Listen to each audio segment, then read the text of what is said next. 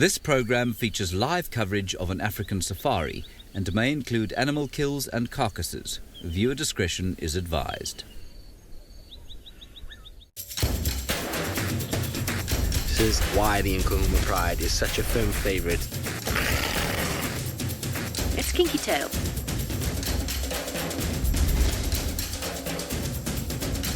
He just looks ready for a fight. This is still her territory. The Avoca boys are here to stay. How insane was that? Good afternoon, everybody, and welcome to the 35th episode of Safari Lives. Now, I'm so excited to be in the tent with all of you and have this wonderful theme, and I hope you've gotten a bit of a clue as to exactly what this theme is. Now, we are coming to you, like I said, from the tent and from Djuma on the western fringes of the Kruger National Park. So, like I said, this is Safari Lives, and when we have Safari Lives, we get to catch up with all our characters and exactly what they've been up to for the past week. Now, I'm hoping that, like I said, you have the hint and you can use that hashtag Safari Live on Twitter or the YouTube chat stream. Let me know what you think it is. In the meantime, let us have a look at exactly what our characters have been doing here and in the Maasai Mara in the past week. This week in Djuma, Princess TLALAMBA was relaxing at Gwaripan in the northeast. She moved slightly southwest of that to meet Mum Tandi for a meal. Scuba Steve remained relaxed at his recently replenished territory of the Buffelshoek watering hole in the northeast. Tingana, the Duke of Djuma, remained in the middle of his territory, lying low for most of the week. Up in the Maasai Mara in Kenya, the Sausage Tree Pride and the OL'DONYO PAEK males were just north and west of their normal haunt, while the OL'DONYO Pride lingered not too far from them. Finally, we had another great sighting of the Shepherd's Tree male leopard, close to the Tanzanian border. I hope you've got it. It's Valentine's Day week. Now, I know some of us celebrate it, some of us don't celebrate it, but nonetheless, it is a way for us to express to our loved ones exactly how we feel about them. But shame on you if this is the only day you express it. But we're going to chat a little bit more about love and exactly what it is for us and what it is in the animal kingdom and how we're going to compare it and find similarities as well as differences. Now, I'm going to chat a little bit more, and as you know, we get to play some nice clips to show you exactly what's been happening. Now I'm going to take a seat right here, but I want to chat to you very quickly first.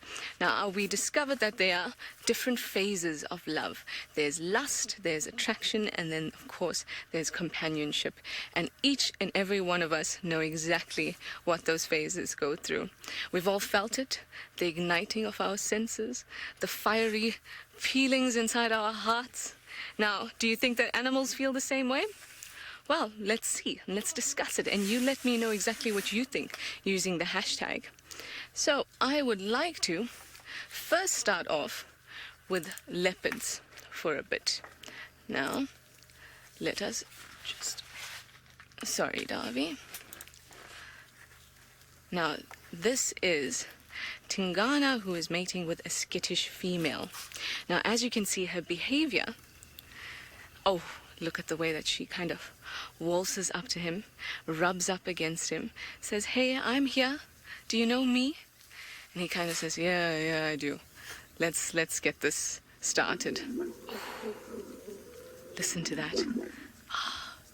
Quite amazing. Now you see the way that he gripped her neck, and that whole thing is part of the ritual. And you'll find that lots of animals have this ritualistic behavior associated with mating and associated with the joining and bonding of the two of them. Now, she will hang around with him a little bit, and they'll even share kills occasionally. And we know that this is odd because leopards are quite solitary. But during this time, it kind of reaffirms the bond between them. And there she goes again. She's approaching him. Rub up against him again, and she usually always goes for the cheeks. She's going on the glands on his cheeks, and she lifts up her tail and swings it around him. And you can see she moves her tail aside. There we go. Now, I'd like you to keep this in mind, her reaction and the way that she kind of flipped and turned around and struck him with her paw. I want you to keep that in mind, and we're going to look at the differences when we see the next one. There she comes again. Now this is very typical. Leopards can mate. While the female is in estrus, leopards will mate every 15 minutes for about 5 days. Now, you saw him grip the back of her neck, and there's a couple of reasons why that may be so. Firstly, there is the argument that perhaps because they don't have social bonds, so it's not as if they know each other very well. So he's trying to protect himself by being dominant over her. But then there's also another theory that says maybe this neck-biting ritual actually stimulates her to ovulate. And that's because she doesn't, unlike us, leopards or cats in general, don't actually constantly ovulate like we do. They don't have that kind of wastage. Every month we have what's regarded biologically as wastage because you're letting go of that egg, but leopards don't have that, so you need to induce ovulation. And there is a thought pattern that maybe that neck biting is exactly what that does. Now, I think that's very cool. So we spoke about the stages of love, and I love love. I'm a sucker for love. And when these kind of mates come together, the ones that are normally solitary or they don't know each other very well, they fall into the category of lust. But not in the way you might imagine it. Don't think of it like when you are feeling lustful.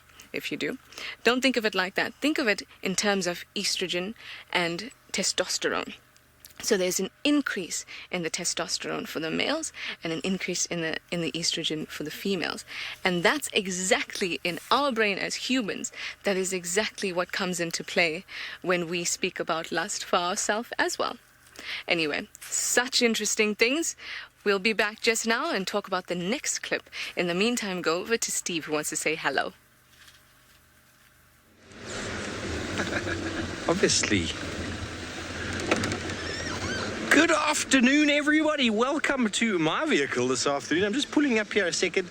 We've got a couple Impala coming down to drink on the right-hand side. My name is Steve. I'm joined on camera by Sebastian, and it is very hot. I can't imagine what it's like in the tent for Trishala, but I'm sure the love is keeping her nice and cool. Anyway, some Impalas over my right-hand shoulder. The reason why I came to check Gallagher watering hole is my room is not far away on the other side of the drainage line over there. And for the longest time today, I've been hearing Franklin's making that very ominous call that is so often associated with the presence of a leopard. I've never heard them making it for a lion, but then we spend so much time out here with leopards, tracking leopards, that often it's the leopards that we hear the response to. And I doubt there would be some lions hiding just in that little drainage. It's a perfect ambush site for many of the leopards, and Tingana Hosana spent a lot of time in this drainage line. So I just thought I'd come and have a look. But seeing as the number of Impala that have been coming through, there's a very good chance that whatever is hiding in there is flat as a pancake in these sweltering temperatures of 37 degrees Celsius, 99 degrees Fahrenheit. Don't we just hear that song ringing in our head when we say 99 degrees? But anyway, my plan in the afternoon, I'm going to do a bit of a boundary patrol, head down towards, see if the lions are around as well, and then head up towards Buffelshoek Dam at some stage. But for now, let's go over to Ali. I think she's looking for the Princess TLALAMBA. Well, indeed. It is extremely hot this afternoon, but never mind. We love what we do, as Trishala was saying, or adding on to her conversation. So we will take on all the heat just for the opportunity of spending time out there in nature and with the wildlife. My name is Ali, and on camera with me today is BK. And also, in true fashion, and just as Steve said, we are dying today of heat, melting away. But doesn't matter. Hopefully we'll be able to find our prize at the end of the rainbow, or of the oven, if we want to call it that. This afternoon we're actually going to go look for TLALAMBA, so hopefully she will still be in the morning, or the spot where we had her this morning, and who knows, maybe even her mother Tandi would be around. A girl can only dream. So we're hoping that the spots will be down there. It has been, because it's been so hot, chances of her moving too far from where we left her are a little bit slim, but we do know that Lalamba has a personality like few cats, so she loves jumping around and coming and doing and jumping on trees and then just unexpectedly leaving. So we might be able to find her, hopefully we will, and we will avoid this car in the process. And we'll just get out of the way very quickly. Alrighty. So as I was saying, this morning we had Lalamba and she was quite a pleasure to watch. She loves playing and then jumping around and then just being a silly cat altogether. It's almost like she gets into these crazy moments where she just has to remind everyone why she got her name, why her rebel personality shine through since she was very little. So she's grown into a little leopard of her own. She's started stalking, or at least we've seen her try her luck, and we have also seen her manage to catch little things, and now it's just a matter of perfecting her skills. Whew. We're still a little far away from where she was this morning. We're gonna send you guys all the way to the Maasai Mara. We'll try to find the little princess.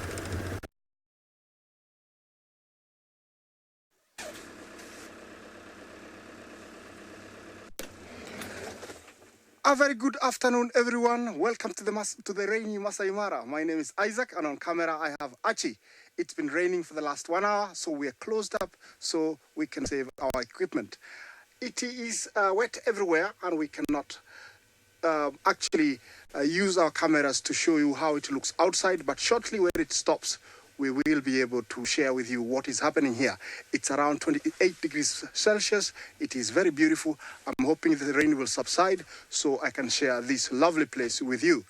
As I go on, I'll share with you something we saw last week, the shepherd's tree male.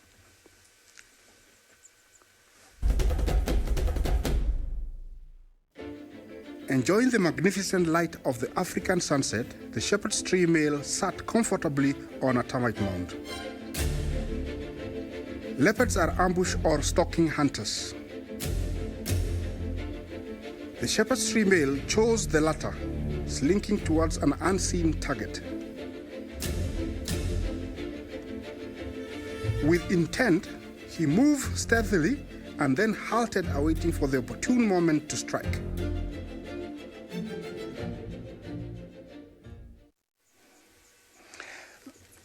Yeah, not far from here is where that shot was taken, but it's totally different right now. You can see it's rather gloomy, but still very beautiful in its own way. Over there is plenty of trees and grass, and there are some lions hiding somewhere. So we're gonna go looking for them, and hopefully we'll get to find them. And yeah, I'm gonna start around, go this way. This is the OL'DONYO Pride's territory, and I'm here to see if I can find them. If not, I'm sure we'll find something else for you. It is quite unusual for the rain to be raining this time of the year, but we do get what we call the localized rain, where it rains unexpectedly. I'm not complaining because the ground needs it and the grass needs it, so it is useful these rains. Otherwise, it will be very dry and we won't have this lovely grass that is growing and waiting for the wildebeest to come. I didn't expect it to be like this today because it wasn't that hot for the rain to rain, but who am I to say anything? But Neka, you love the rain in the Mara. It is lovely. Only if you can see where you're going clearly, it is beautiful. I'm not complaining though. Shortly maybe we will be able to close up and share this great place with you. So it is very wet and slippery at the moment, and I'm trying to get towards the main road so I can actually drive much faster and catch up with time, see if I can find something. I was saying it's unusual for this to rain in this time of the year, but it's most welcome. The local people love it. I can see it subsiding, and while I try and see if it's finishing so I can close up, I'll link you down to Trishala, down in Juma.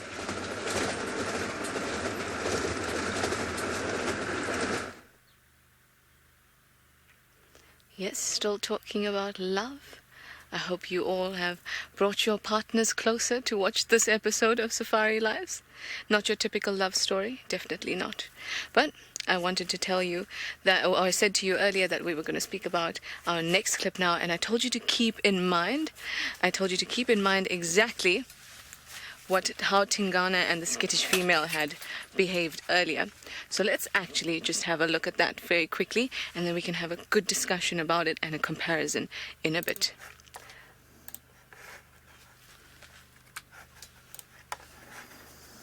This is a nice slow-mo of exactly how the act takes place.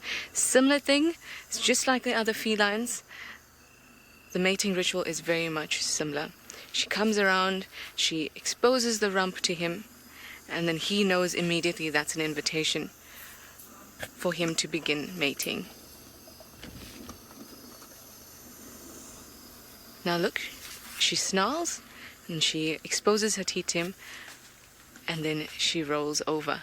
But she doesn't swat him, and she's not as aggressive as the skittish female was with Tingana. Now, that was nice, and Carla B says she and Kitty are watching closely. Well, I really hope that Kitty is taking some tips from today's episode. But what we were talking about was the fact that she didn't swat the lion there. In fact, she was a lot more calm. Now that tells me... Ooh, am I still all pretty? That tells me that they have been engaged in the mating game for a lot longer. What tends to happen is if they're mating like Tingana and the skittish female were, and they were mating, just beginning to mate, then that's kind of what happens. And it's obviously because of his barbed penis, which is what will scrape the walls of her sexual organs in order to stimulate her ovulation. Now, it's the same thing is happening here, but the difference is they have been engaged in it for a lot longer. And that's not something that I know for a fact, but that's something I know just from watching them and knowing their behavior. So I think that that's quite cool. It's also quite cool to see that we know that the mane of a lion is involved, or that testosterone is involved in the production of this big massive mane. So here we are, we're talking about the stages of love, we're talking about lust, attachment and companionship, and we know that he has got a high testosterone level. And if she is in an estrous cycle, which she must be, otherwise they wouldn't be mating, she has got a high estrogen level. So at this point we're still talking about the lust associated with it. But what benefit is lust and having the high testosterone or high estrogen levels? It is a survival benefit. It is the biggest survival benefit you will have ever, because that attraction means that you will mate, which means that you will now send your genes further into the future and your species will survive. So this whole idea, I know when we think of humans and the way that we love, you think of lust as this, almost diminished love. But it's all part of the process. And here, lust means that you can now put forward your genes, and it actually invites you in your brain chemically in order to mate and send forth your genes. So I think that that's quite cool. It also means that it's all in the chemistry, which is even cooler. So now you can see how we all fit into this picture. If we can feel it, the animals can feel it. And in terms of mammals especially, research has shown that they have the ability to feel what we feel, or at least they have the correct pathways and chemicals in their brain to feel what they feel. But whether they feel it in the same way that we do, that's questionable. You would have seen the same with your dog.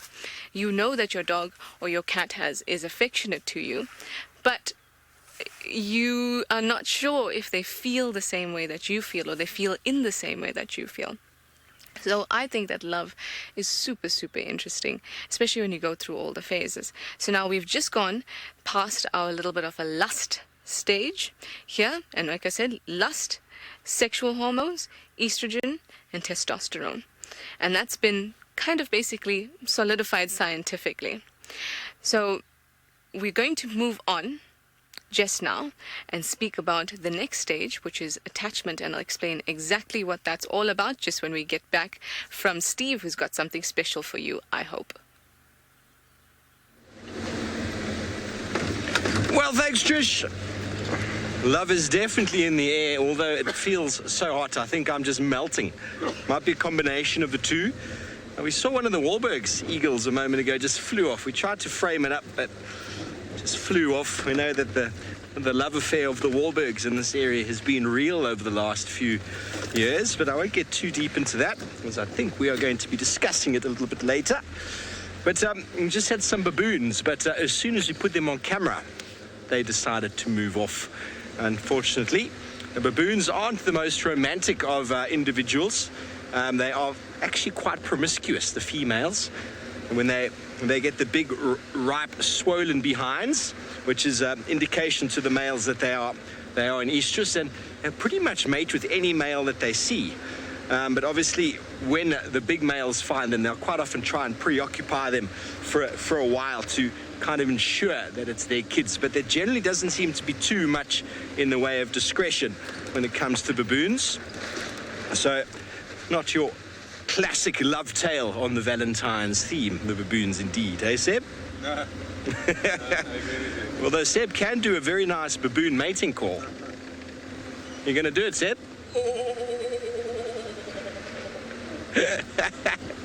I wonder if you picked it up on the ambient mic. It was pretty soft, but we didn't want to do it too loud lest the baboons came running over here in excitement. But as I said, we check Gallagher. Nothing going on over there. Possibly when it cools down a bit, we might go into that area. I'm pretty certain by the noises something was there. I don't know what it was though, but it's probably lying quite flat. But as we go, we're going to go now check a couple of these pans on the way through. Ali did mention that there were signs of wild dogs this morning. And, well, wild dogs are a very special animal, being sort of the alpha male and female. I don't think they exchange any Valentine's cards or anything like that, but it's exclusively only the male and female involved in the breeding. And if another female does have puppies, it's a very good chance that they might actually get killed. There's not enough space, really, in a wild dog family for more than one brood, because they can have as much as 18 puppies, which is an incredible number. And very hungry dogs, you know, we've seen them providing food for their youngsters, and it's a lot of work that they're cut out for, running around trying to secure food for 4, 7, 8 individuals. Imagine you've got 15, 16, imagine 2 females have 12 each. It just becomes unmanageable. So the alpha ranking in the clan or in the family is what ensures the wild dog survival. Well, I just heard a little bird there. I'm going to see if I can find a little grass stalky here. I heard a blue waxbill, and the blue waxbills are one of the coolest birds when it comes to Valentine's, because they'll grab a little piece of blue seed grass in their beak, and they'll sit on the branch. They go chip chip chip chip, jumping around, presenting it to his would-be female or girlfriend before building a nest for her. Isn't that just gorgeous? I think I managed to capture that live last year around Treehouse Dam. But anyway, we are going to continue on searching the wilderness for any signs of animals. But while we do that, let's go back over to Ellie and see how she's getting on looking for the princess. Well, certainly quite an interesting topic, how everything has love and lust for one another. We are in the area where we left TLALAMBA this morning, but it seems like it's going to be a bit of a tricky thing to try and find her. It seems like somebody's driven on this road already, so we're going to try and see if we can go up to the previous tracks that we had. I am sure she's hiding somewhere around here. I wouldn't be surprised if she were. And there are no bigger tracks for Thandi, so I would imagine that she hasn't come and fetched her. And although Thandi might not be the most, or considered sometimes the most loving of mothers, we can say that she is quite a good mother. Just in general, she does an outstanding job in providing for her cubs, and this is part of the reason why TLALAMBA has been able to get us all that she has. Not only self-merit, but also help from the mother. Now, if you look at this, can you show this patch here?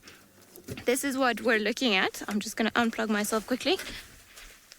This is where she was lying down. So you can see here are her whole leg, and then in this area, because I'm in the sun, then you can see she's been lying here, and then she's got one foot here, and then she's been pointing in that direction. However, it seems that somebody's been walking around here, as you can see somebody's footprint. So I wonder where she's gone. The tracks go up in that direction, so we're going to follow them, and hopefully that will lead us to the tiny little cub. Well, she's not that tiny anymore. She has grown into a little princess of her own. And I wouldn't be surprised if she's actually seeing us from somewhere around here. Perhaps her and her mom are having a good giggle, as in like, oh, look at these humans where they are. And that's maybe it. So I'm gonna try and follow the tracks really closely, just to see if we can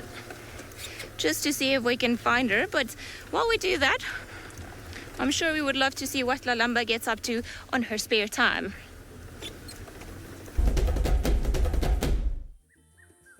It's not always easy being an adolescent leopard.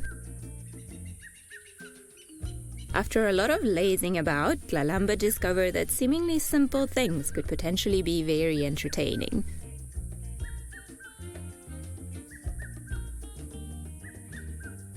It certainly seems as though this cat is not bothered by a little water. Clearly, there is nothing wrong with her writing reflexes. The playful honing of skills was with good reason. After enough stick fetching, TLALAMBA felt it was time to put her skills to the test on moving targets. Her unfortunate victims, a dwarf mongoose family, who was seemingly unaware of what curiosity is able to kill.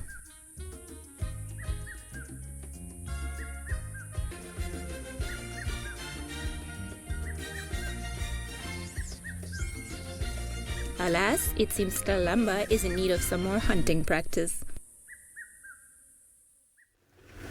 It is hilarious to watch little leopard cubs on their own. They're always up to something, and I think she provided us with a lot of entertainment. She definitely loves playing with sticks and then climbing up and down trees and then doing all sorts of crazy things. So, I mean, it's good to see that even at her age, she hasn't lost that playfulness that comes with age. And I think watching her stalk mongoose, and then this morning watching her stalk nyala, which is a much bigger prey, just leads us to the belief that she is getting ready to become independent. She's also around about the right age where that process can start, and I'm sure Thandi is going to be looking for perhaps for a new suitor when she's ready to mate again, and then she'll do pretty much the same way as the lionesses will do. She will start calling, trying to attract a male, and just make sure that she makes herself known and available for the suitor.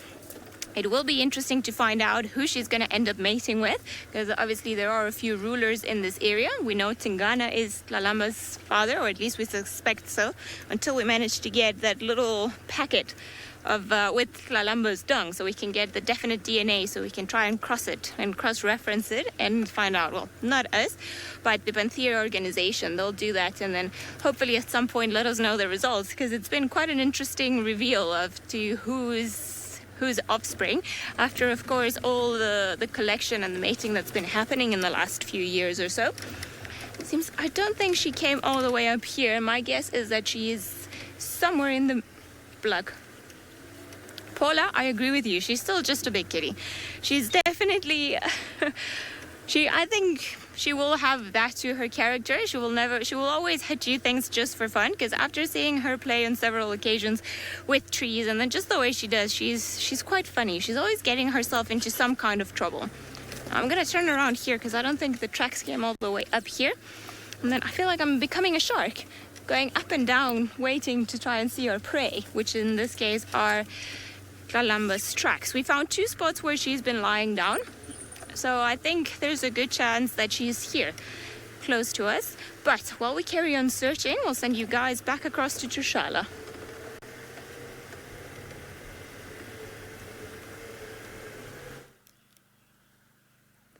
What is love? Baby, don't hurt me no more. Love a bit of singing in there. Anyway, I wanted to talk about hurt and love and how it actually intertwines. So when we're talking about lust, there isn't really too much attachment involved and not too much hurt involved, really.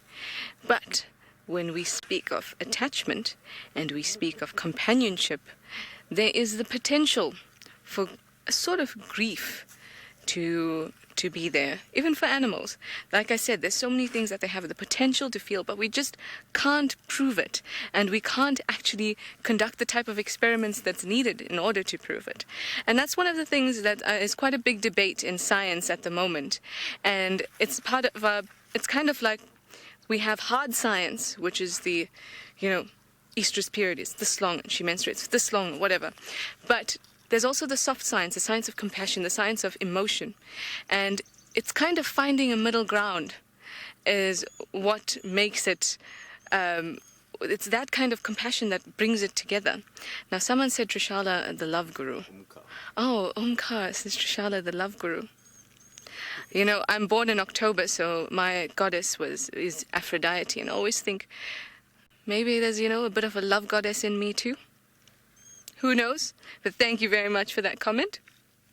So, now talking about grief and despair and see if animals kind of feel those things. And I think that's really, really interesting. And it kind of brings we always say the human aspect, but it's no longer a human aspect. What it is a life aspect. Do we all feel these things? We all have the potential to feel these things. And I honestly, truly do think that we do. It's just a matter of, are we doing the right kind of science to be able to find those things out? Anyway, I know that this is a super, super interesting conversation, and I want to hear from you. So use the hashtag Safari Live. Please do. Dina asks if big cats can feel love, can't they feel sadness too? Absolutely. The research has shown that they truly do have the chemicals and the pathways in their brain in order to feel those type of things. But sadness for us comes with a lot of other connotations. It comes with different types of attachment, and I don't mean attachment in terms of love, but it comes with the type of attachment to your parents or things and material things. So whether animals or big cats in general can feel that kind of despair, who knows? But the potential for them to feel sadness or sorrow or loss is definitely there. Well, birds are also something that display wonderful rituals when it comes to mating. So let's go to Steve and see if his birds are mating.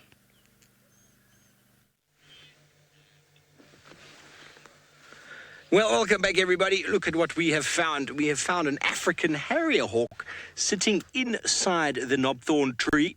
He's got a pinkish sort of face right now. Generally, a harrier hawk's face is yellow. And generally, when the face goes pink like that, it is around the time when they're either getting annoyed or potentially in a little bit of a courting dance with a female. So, but it's sort of a heightened state. I've seen a bird bombing a gymnogene, or harrier hawk, which the old name's a gymnogene, and within moments the face went from yellow to pink in a sign of sort of agitation. But then I've also seen them in a breeding pair going red like that. So with most of your large raptors, the African harrier hawk as well is a monogamous pair, and they will breed for life or until death do us part. And obviously the pair being a couple, building a platform nest, generally on the, sort of a tree like this one, in the canopy, where they can be protected from other predators. Because as we know, the African harrier hawk is the supreme nest raiding specialist. So for all of the Valentines out there that then secure a mate and then have some babies, lo and behold, this is the biggest predator to birds in their nests, not only adults, but the chicks and the eggs. So a very nice niche that this bird has filled. Not many other birds that I know of are capable of raiding nests the way that the African harrier hawk does. One in particular could be Burchell's kukels. The kukels are known to skulk through and raid nests that might be down sort of in bushes, but not in cavities like this one's able to put their leg in really deep inside. Liver, you want to know if birds blush? And well, this one most certainly does. The rest of the birds out here, generally you don't see much skin on the face. It's covered in feathers everywhere, but the harrier hawk most certainly has got moods, and you can see their face go from yellow to pink in quite a short space of time. So just a mood change. Well, I don't know if they're blushing, but let's say that they are. But for now, this individual is hiding in the thicket there, trying to avoid the heat of the African sun.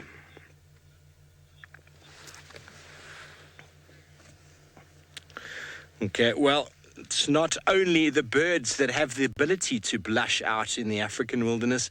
Sometimes not only do cats blush, but they stare on in absolute fascination as their previous lovers steal their food.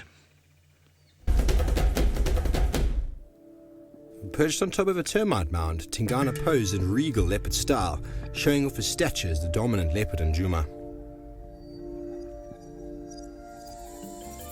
There's no love lost when it comes to food in the leopard world, as the Duke fed casually on an impala kill, stolen from the mother of his latest daughter, Thandi. The Queen of Djuma was forced to watch from a safe distance as Tingana enjoyed a small summer night snack for one. Well, as said in that clip, there's no love lost when it comes to food. When it comes to leopards, they don't share their food very well. Even Thandi herself, when she feeds TLALAMBA, she has to, and I've seen this before, she'll catch some food, she'll eat, and she'll go and lie over there and turn her back because she can't watch TLALAMBA eat. She just gets a little bit sort of antsy. And Tingana's the same. He will always chase anybody off food, and he will not share because he's cheeky like that. But I suppose when you are the reigning duke of an area, you just do exactly what you want. Well, as luck would have it, we have managed to find a hyena right here by the pan. I'm going to position you in a good spot. Are you happy there, Seb? Yeah, that will be fine, thank you. And this is the same pan that is very close to the Djuma den. We thought we might just have a quick little look. Oh, isn't that just the coolest looking hyena you have ever seen in your entire life? Cool as a cucumber, enjoying the wallowing of the pan. And as I discussed yesterday, the Djuma clan has upgraded from a den without much water to a den with their own swimming pool.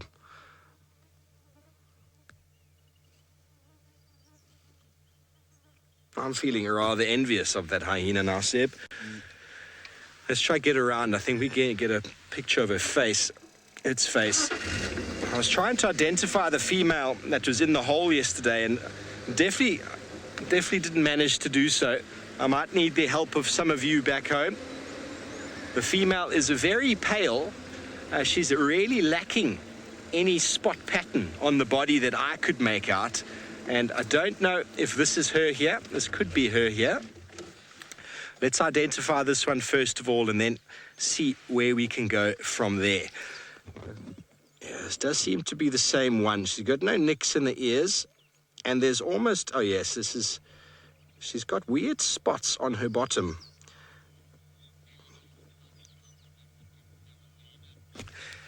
Everyone's excited about the Djuma den, and I am as well. Very, very fortunate we are. Thank you, Hukumuri, for not only showing us some beautiful scenes yesterday, but for leading us directly into the arms of the Djuma clan. Well, I don't know about any of you out there, but I'm feeling rather hot. I've managed to bring a little spray bottle with me, thankfully today, which is very, very nice for fending off the heat.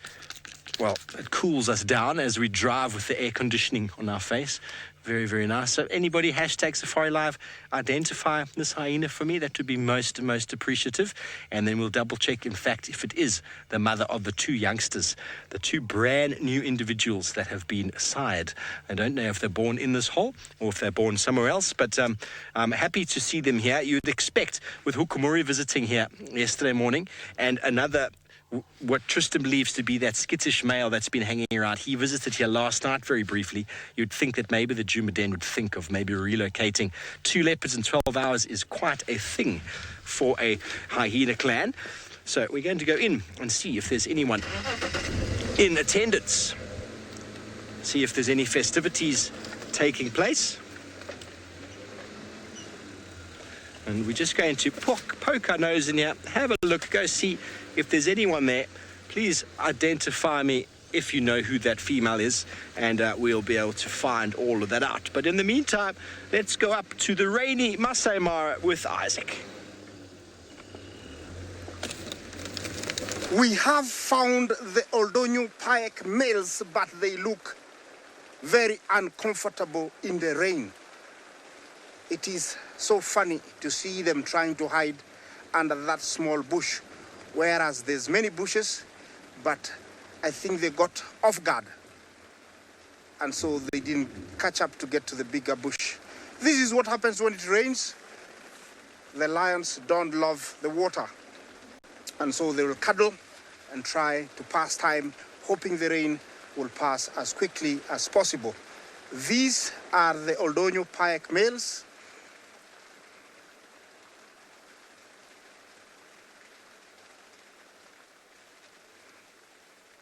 Yes, he's getting comfortable, and while he does that, I'll link you all the way down to Djuma, to Trish.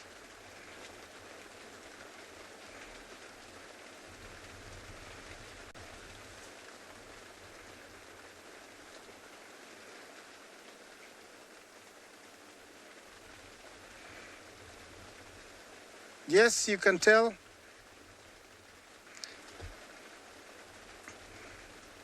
Yes, while this guy is relaxed here, I'll send you to what was happening with the OL'DONYO PAEK a few weeks ago.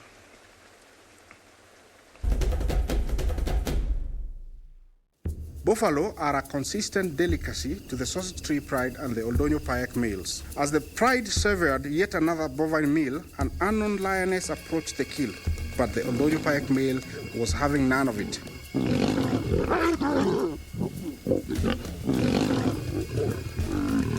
Distracted by the intruder, an unknown male lion took to the opportunity to get a mouthful of steak before the pride reclaimed the carcass.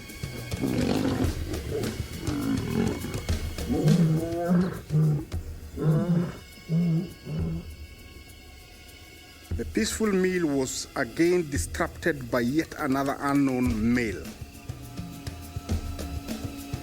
Dominant coalitions are welcomed by lion prides as they provide protection from marauding coalitions and nomads. The OL'DONYO PAEK brothers carried out their duty briskly.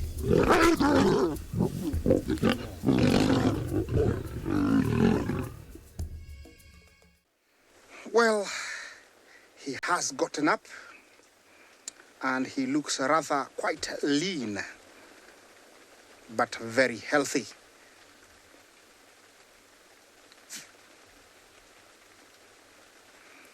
Yes, he's decided to have a look on what he's gonna go for dinner, and while they are deciding what to do, I'll take you down to Ali in Greater Kruger.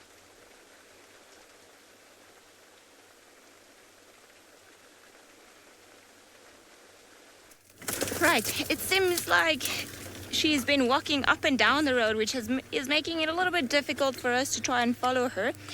Seems like her last tracks go in that direction, or at least the freshest ones that I can find. So I wonder if it's not worth it perhaps going around all the way to Gari Katline, because we've been looking in there and I've gone for a walk as well, but I cannot find or see or hear anything. So it's just becoming a bit more of a mystery as to where the little princess might have gone. I wouldn't be surprised she's been watching me all along. Like this morning, she was hiding very, tiny, making herself look smaller than what she actually is. And then if it wasn't for the glint of her eyes, I'm pretty sure we wouldn't have seen her. She was tucked in the grass very well.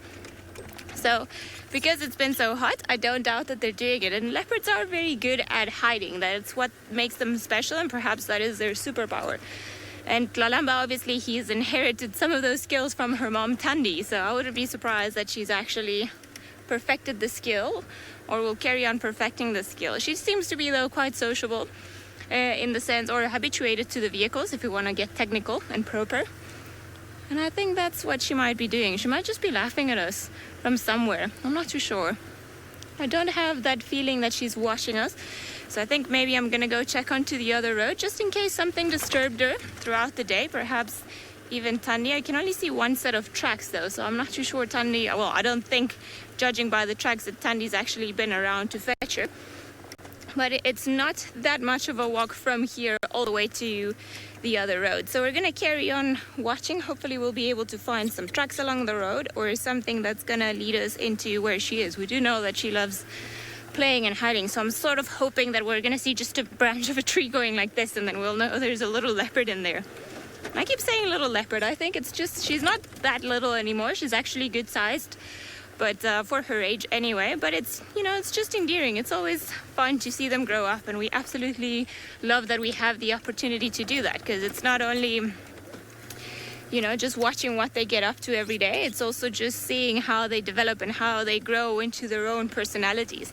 I think that's perhaps one of the most interesting things, and how every single one has something different to add. Sorry, I'm driving with my head on the ground. I just want to make sure that I don't miss any tracks around here for her. Hopefully not. What are these tracks? Not leopard tracks, so we can carry on and we'll see.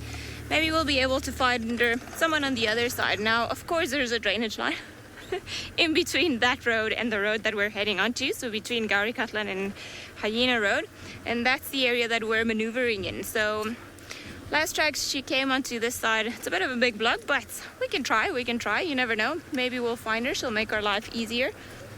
Maybe we'll see some tracks for her on the road, and then we'll know exactly where to follow her in. Now, as I was saying earlier, it became a little bit tricky because we saw two spots where she had been lying down, and then all of a sudden something disturbed her and she turned around and went in a different direction.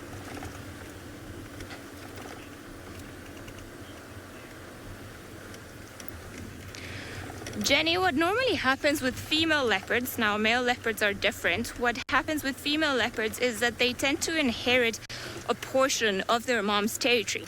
So I suspect that TLALAMBA is going to end up staying in the northeastern corner, or just eastern corner of Djuma. So she might be around the area that she's in, and then perhaps even a little bit of Torchwood, as it seems those are the areas where Thandi has been keeping her all along. So particularly the eastern side towards Mamba and those roads. Oh, what is this? So, is this a track? No, it is not. So she's going to inherit a portion. As she grows older, then that motherly love perhaps won't be as strong, that strong bond, because leopards are not, or are not as sociable as some other creatures. No doubt they will know who each other is, and they will recognize each other as, you know, having shared a bond. But as they get older, then that bond gets almost replaced by the bond that they form with their latest offspring. So the minute Thandi has, or is ready to have her next litter, she'll become less and less tolerant of TLALAMBA, which is, you know, tough love for TLALAMBA, because I've seen it now a few times with the older cubs when their mothers start becoming more aggressive and start pushing them away. They don't love it, because now it's the time to be a big independent leopard, which is sometimes not the easiest lesson for them to have. So I think TLALAMBA will benefit from Thandi's protection and care until Thandi is ready to have her next litter, in which case, and she's going to devote all her time and energy to the new litter to make sure that she can grow them.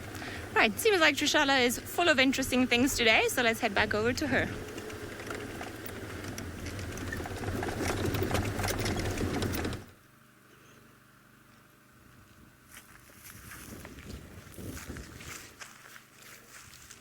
Walking through the fields of grass. Doesn't it sound like a romantic movie? I kind of feel like I'm in one right now. I had an amazing question from a viewer called Rocky, I think, and this was really cool because he spoke about instinct, and he asked, how do we know what animals feel instinct, or which animals do feel instinct? It's a strange thing. I feel like instinct is knowledge that's within you that you don't know you have yet.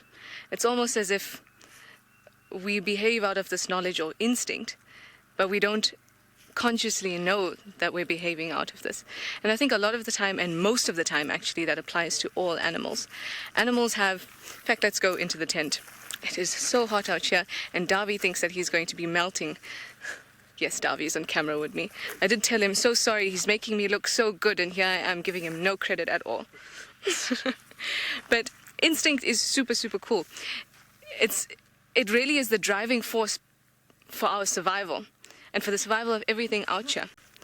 So That is a really cool question, Rocky. I think, in my opinion, that everything feels a bit of instinct. In fact, everything feels instinct, hands down, in my opinion, because that is how we manage to do the things that we do.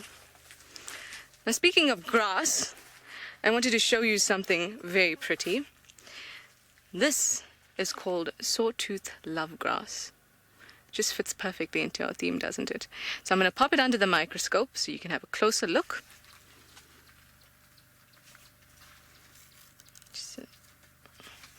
Let me actually have a quick seat. So there we go. So this is called sawtooth lovegrass, and its scientific name or botanical name is Aragosta superba. Now, I remember this, and this is because of Steve, is that Eros, as in Cupid, is associated with love, so Aragosta, you see? And then superba, because they're big. Bridget says it's very pretty. I must agree with you, Bridget. I think it's one of my favorite grasses. It is utterly pretty. And you can see the little bits of pink all around it. Very nice. I'd love to make a bouquet of that, or rather receive a bouquet of that. Very nice. Our little love grass. Cool. So we had one more clip that we wanted to play. In fact, before I play this clip, I want to talk to you a bit about this. We're going to move away from lust now and speak a little bit more about attraction. Now, attraction is associated with dopamine in your brain that increases and serotonin that decreases. Now, that's quite cool because the decrease in serotonin has to do with things like loss of appetite, the racing heart, things like that. And the increase in dopamine has to do with the high feeling that you get from being in love. Now, this stage is called attraction. And what it means is that you constantly want to be around that individual. It's kind of like obsession in a strange way. And it was actually found that people that have OCD have a lower level of serotonin. So it was associated with being obsessed, someone being constantly on your mind, and the need to constantly be around somebody. Now, this one is kind of hard to find in the animal kingdom, but I think that the hippo couple that we have, Sarah Snorkel and Scuba Steve, I think that they fit into this category quite nicely because they constantly need to be around each other, and I think that it's quite cool. Okay, so now Steve has got some lions, so I can only show this to you in a bit, but nonetheless, it's there for you, and I love this discussion. We'll have it just now. Let's go to Steve. Well, hello everybody. We do indeed have lions. They're very flat in the grass on our southern boundary, so we thought let's frame up a pair of hooded vultures. And well, like the gymnogene African harrier hawk, they are monogamous and probably, as with most of your large raptors, are regarded as having a lifelong pair bond. Now, they are known to frequently alloprene to sort of secure those bonds. You find that in many sort of pair bonded animals, alloprening to secure bonds, to sort of just the partnership that they have. We do it as well, we'll help scratch each other in places we can't get. And very interesting, the nesting of the birds as well, because before the nesting, should I say, that there's almost like a sort of courtship display, which comes with a sort of soaring as wingtips touch in a circular motion in the sky, and then they can invariably turn their feet towards each other, almost like eagles will do and grasp each other's talons, except they don't go as far as that. And well, then they will meet either on the carcass or nearby the nest, where copulation, albeit very short, will happen very frequently. Can happen, as I said, by the nest or near a carcass. Now, how's that for on the go? Well, beautiful birds. Amy, you want to know if lions have menopause? And well, certainly, I mean, I'm not 100% sure whether they go through menopause or whether they just get to an age where breeding stops. I'm really not sure. I mean, you see quite old lionesses still having cubs. And same with leopards. The number of cubs in the litter generally, I suppose, just reduces. But I've never seen. I mean, I've seen the adult lionesses in a pride breeding, and then there's generally like a 2-year period between the next breeding, and that 2-year period then just seems to be too much, and then you never really see that lioness again. So I've seen 14-year-old lions have cubs, and then by the time she's ready for mating again, generally that lioness is gone. 16, 17 for lioness in the wild is a very, very high number, very, very big age. Anyway, not very exciting here. The Nkuhumas still quite well settled after their waterbuck from yesterday. Big male waterbuck obviously would have fed them. I believe there were 8 or 9 of the lions here. We've only counted 3 of them. We've only counted 3, but I'm sure there are many around. There's lots of vultures. Most of them are hooded vultures, and, well, what we know, hooded vultures don't only walk around on the ground and mate near carcasses. There's a vehicle in the background from Chitwa. They also will feed on the scat of the lions that are highly, highly rich in blood and in protein and in sort of undigested meat, really, through the tract. It is the most revolting thing to see, but a bird has got to eat, I suppose. And it's one of those adaptations that the hooded vulture has really managed to sort of capitalize on. Here we see the love pair once again. You kind of assume that they probably are together. During the dry season in our winter months is when most of your large raptors will be breeding. So there's no breeding right now. So it's a very good chance of finding both of the pairs, or both of the pair at a sighting. Because generally in the dry season, when one is on the nest, the other one is away searching for food to bring back to not only the waiting mother or father, but also to the chicks once they hatch. James, you want to know which of the vultures has the lowest sort of breeding success? I really don't know. It's possibly the larger of the vultures. Is generally the larger the bird is, the lower its breeding success is. But without having too much information for you on vulture breeding, you look at Cape vultures and lappet-faced vultures, and they are on decline. Vultures in general are in decline, but the Cape and the lappet-faced more so. And a lot of that's got to do with the fact that Sheldon over there is doing some crazy off-road driving. His car is moving a little bit. Anyway, we're not going to look at Sheldon anymore. When you go down a little bit of a slope and the car starts to slide slightly, that's when you start to sort of worry yourself a little bit. But anyway, look how full their bellies are still. They are so uncomfortable. There's one of the adult lioness you can see with her injury on her back of her hip. Look at that belly. There's just nothing for them to do. Minamu, indeed it does. The hot weather makes everybody sluggish, and when you've got a waterbuck in your belly, even more so. But it's that uncomfortable sluggishness, you know. All of you have had a Christmas meal or a Thanksgiving or whatever it is where you've gorged yourself to the point of no return, and there's nothing you can do. I mean, you can look at that belly. Look at that belly. That is enormous. I mean, it's still higher than the shoulder, which means that they are still probably going to be here for another day just digesting. There's no need to go anywhere when you're a big, full lion. There's water right here. But most certainly, animals are very sluggish in the heat. And a lot of that's got to do with energy conservation. If you move around in the heat, you're going to lose moisture. You're going to lose or gain heat. And you're going to expend energy cooling yourself down. So the best thing to do, like that hyena, is to find a cool puddle or pool and go for a swim. What do we do when we are hot? We put on the aircon, or we blow some air on ourselves, or we fan ourselves, or I spray myself with a bottle of water that Sebastian is now confiscated from me. But most certainly, lions for the most part don't do anything in the heat, and when they are full, even less so. So, for those of you who did not know, these are the Nkuhuma pride. Tristan had them yesterday morning, finishing up on a waterbuck. A waterbuck male who is not going to be able to mate again or look after his possible harem of females nearby our southeastern boundary. But anyway, we're going to move off from here as these lions are not doing too much and see what else we can find. In the meantime, let's go back over to the tent with Trishala to see if she's gotten any cooler.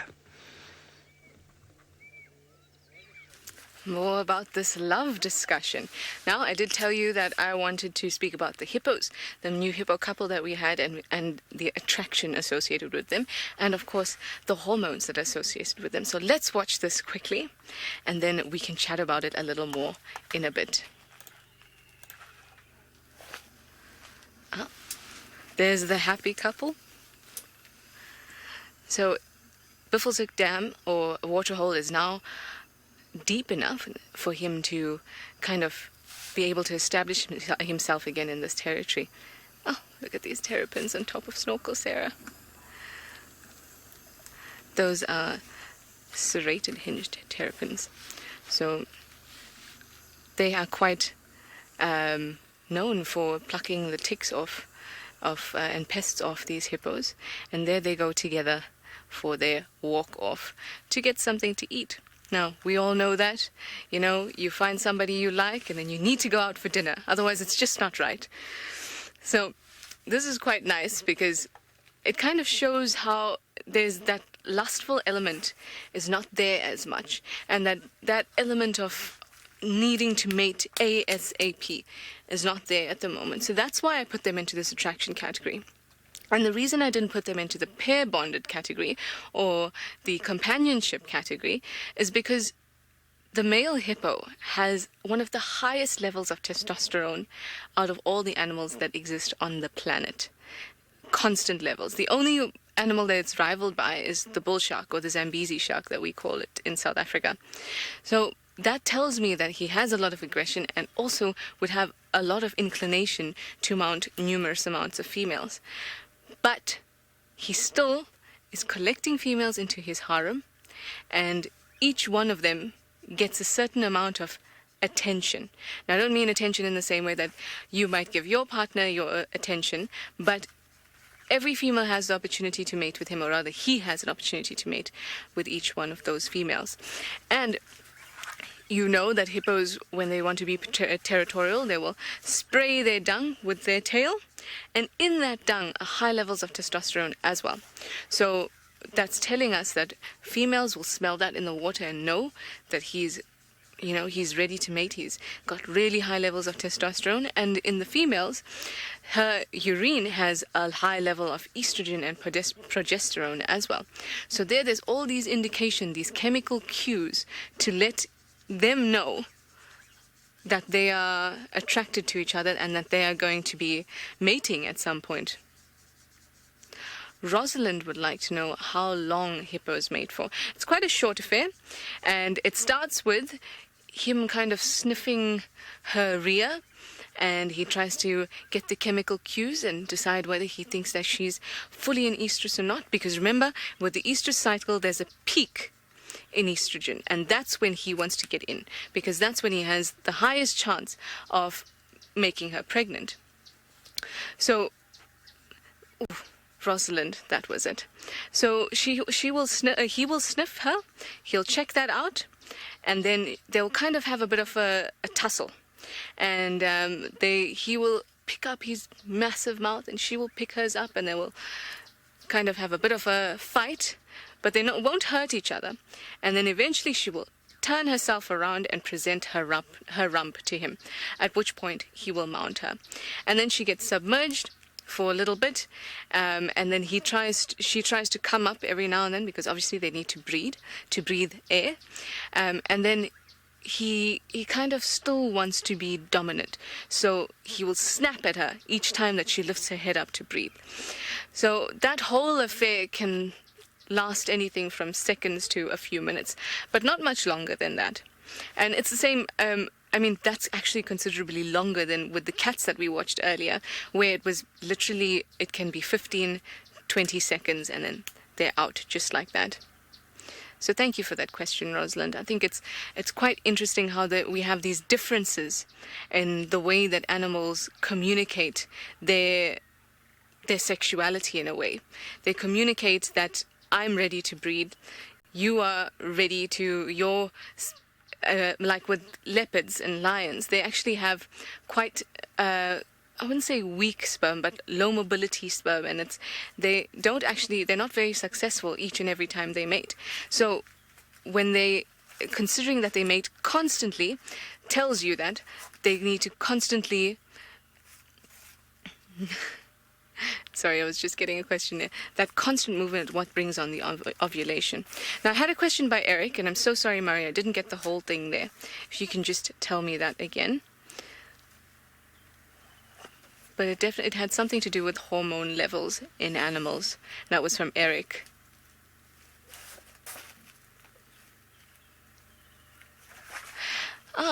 That is interesting. So Eric wants to know if an animal, a wild animal, can choose not to respond to different hormone signals. No, that can't happen because it's kind of hardwired into you. Now, I remember when I was in high school, and I was like in grade 10, and my biology teacher said the meaning of life is make more of me. And that is why breeding is such an important part of biology.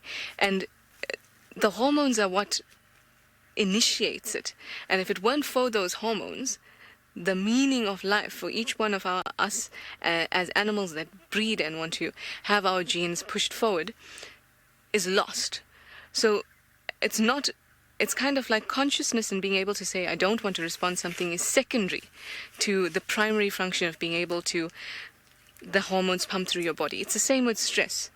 You don't have, when it comes, I mean, there's mental stress as well, where you might put yourself under stress, but the stress of your body and the chemicals associated with stress is something you don't really have control over, because your body is reacting in the best way for its survival. Very interesting, I think. All these hormone things are very interesting, and it's the same with humans. We don't have the ability to consciously suppress these things. Well, there's some interesting things going on in the Mara. There's heaps of rain. So let's see what Isaac can do for you.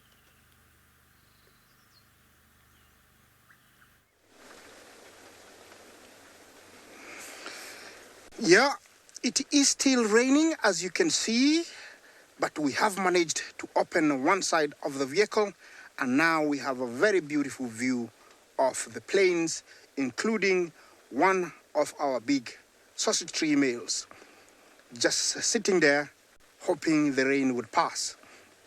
I'm sure he does like a shower every now and then, and he's getting it now free of charge. I'm hoping that he's gonna shake his mane. It is why don't cats love water? I didn't get the name, who it was, but it is a natural thing where they don't love water.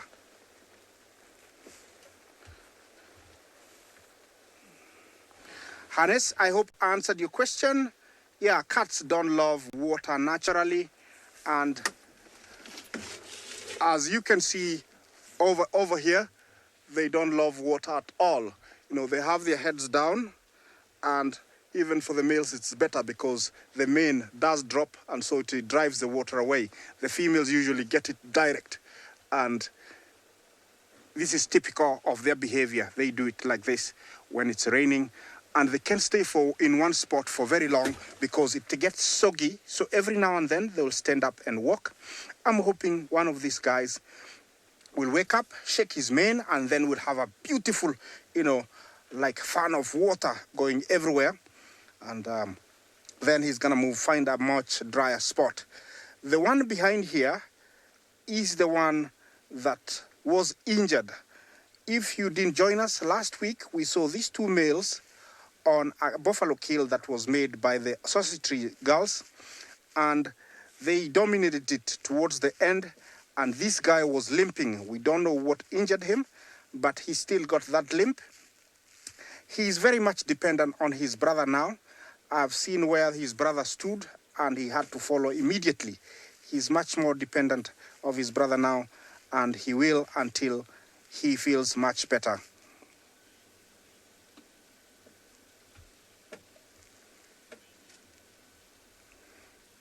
Rob, you asked me if the mane absorbs water or does it drop off. It doesn't. It drops off. I think it can only soak in a certain amount, and then the rest, runs off the mane. That is the case. Very much like our hair, you cannot take in much. There's a certain amount, and then it will run off. So it's both. It will, absorb the water, and then eventually, once it's very wet, then it will run off. These guys are so disguised because the grass is so high. Actually, I was very lucky to be driving and saw them moving on my windscreen. Otherwise, I would have just driven past them. The rain has almost stopped now, and anytime maybe he will get up. Yes, while I rest with these guys here, let me send you to... I'll send you to a clip by the Owino Prides last week.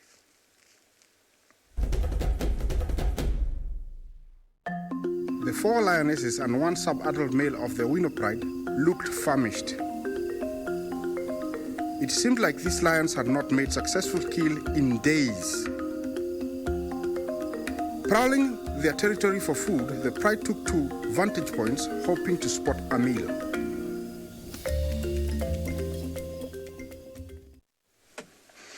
Yes, the Owinos were looking rather quite desperate, and since then we haven't seen them. It's very much the case with these 2 guys. They actually are quite hungry. I think the buffalo you saw them eating last week, it was their last meal, and they will be looking for something quite soon, maybe tonight, maybe tomorrow morning, and if not, they might end up going back towards where the females are, because that is typical of these 2 males. Whenever things become too tough, they always turn back to their professional girls who always kill a buffalo for them. He looks like he's rather quite cold and is curled up there. But mind you, lions look like they can be very lazy, but he can jump from what he's doing to up to 60 kilometers an hour in 3 seconds. So it's an animal you don't want to, walk and give it a rub. Right now he's listening to me. They have very good sense of hearing. I'm sure he can hear every little movement in the grass. And if there was something that would, make a certain different noise, he would pick up that there is something. So he is listening, and he is quite sure that there is nothing close to him. The other male seems to be a little bit much more active. Oh, is he gonna get up? No?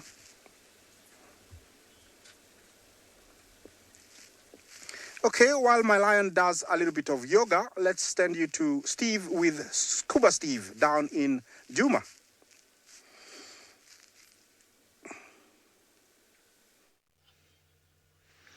Well, thanks, Trish. We have made it all the way up to Buffelshoek watering hole. And obviously to try and find the lovers, Scuba Steve and Snorkel Sarah. But while we're waiting for them to re-emerge from a deep breath underwater, who knows what they're doing under there, we have got the worst parents in the world, according to James Hendry, the Egyptian goose family at Buffelshoek watering hole. And again, a monogamous pair, mating for life, following each other around all the time. Every now and again, you might find one goose on its own, the other one off somewhere, and generally while the other one is waiting, it's basically just shouting to the air as it waits for its lover to come back. He's gone off on some golfing day or something like that, to re-emerge back as the pair. We're having a bit of a drink. It looks tasty. Okay, so we've got a head movement there in the middle of the dam, Seb. I can see hippo ears. There's at least one in the middle. And the love affair is real. Old Scuba Steve, there he is. Always out for the camera. He's such a superstar. He has never really been too excited with us, has he, Seb? I remember VM used to dislike coming up here because Scuba Steve never did anything. Oh, there we go. There's a second one. There's some nostrils. Ooh, what's going on under the water? So we've got the two hippos here, Scuba Steve and Snorkel Sarah. He was on his own for a very long time, and she emerged last year at some stage when there was still a fair amount of water in Buffelshoek. And then the water disappeared, and so did she. Obviously, the Valentine's Day that she wanted, or the lover that she demands, needs to have at least enough water to cover her entire body. At the moment, Buffelshoek is looking rather nice and, well, not full, but there's enough water to at least cover the pair of them. And, well, talking about Scuba Steve and Snorkel Sarah, let's go and have a look a little bit about their romance. Buffelshoek Dam has become a bit of a love pond after the rains, with Scuba Steve and Snorkel Sarah reaffirming a love affair that developed last year. While this terrapin might enjoy sunning itself on Scuba's large back, it's obvious for now that there's only room for one other in Scuba Steve's waters.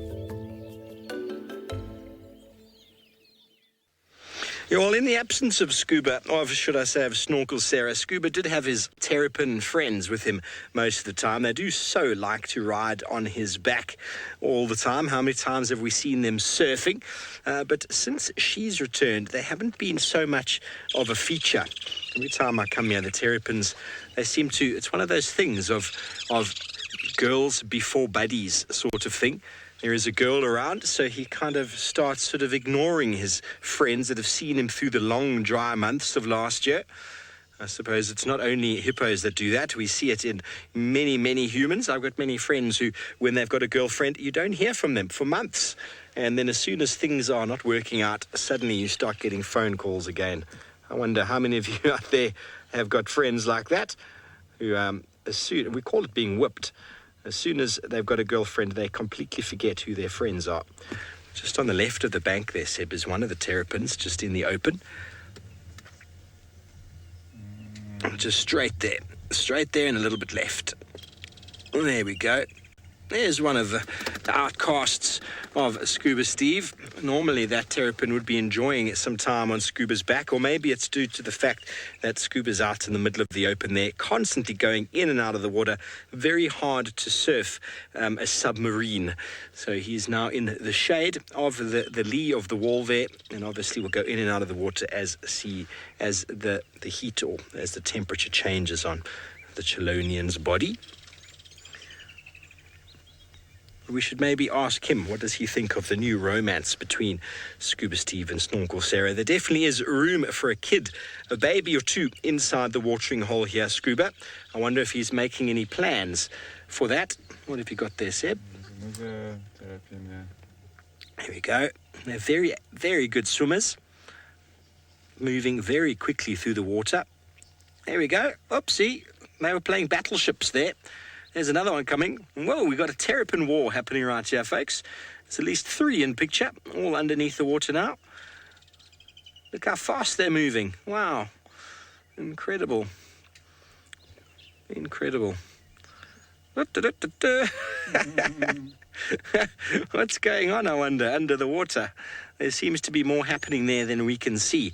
We need to get an underwater camera and then go in there, and obviously, hopefully, Scuba won't give us any trouble. And then we'll be able to see what exactly is going on with the submarine terrapin activity. Okay, now we've got Scuba standing up there, Seb. Actually was mistaken before. When I just saw ears, I thought it was him. That is definitely Scuba right there on the left. The big, dark-coloured male. And the female's got a bit of pink around the ear and the eyes. Debbie, you wanted the gestation period of hippos, and it's very interesting, in fact. It is equivalent to that of humans. It's only 9 months. And now, if you put that into perspective, a hippo is an enormous animal, and they are equivalent in weight to a white rhino. And a white rhino has got a gestation period of 15 months. So living in the water allows hippos to breed at an earlier stage, or to have their babies born at an earlier stage, because they can be protected in the water. Well, we're about to be photobombed. Seb, from the right, in comes our big male giraffe, who he's on his own, so, guys on their own always want to mess with any Valentine's Day cheer that there might be. He's going to see if he can find a couple friends and go off to the local watering hole and sort of just enjoy a little bit of time with his mates. He was looking at Scuba Steve a little while ago and was wondering, Scuba, you with your girlfriend again? I just wanted to come here for a drink and a bit of a chill. Nature Girl, you want to know how we know it's the same hippos? Well, that's a very good question, in fact. Scuba Steve's quite characteristic. He's definitely a male. He's quite brown around the ears. He's the one on the left. And he's got a couple of scars on his back that are generally quite characteristic. And he's the only male we generally find here. Last year, he had a couple younger boys. I think they were boys. They were hanging out with him, but they were much smaller in size. They weren't nearly his sort of size. And of late, a female with pink eyes and pink ears has been around and has been attached to him very, very closely. They've been very, very close. It's almost as if they are touching constantly, a little bit of a love affair going on underneath the water, feeling quite comfortable with each other's caress and each other's embrace. But talking about watering holes, this giraffe on the right, Seb, I think is about to have a drink, and there's nothing more entertaining than watching a big male giraffe go down to drink as he spreads his legs. He's eyeing the water for any crocodiles.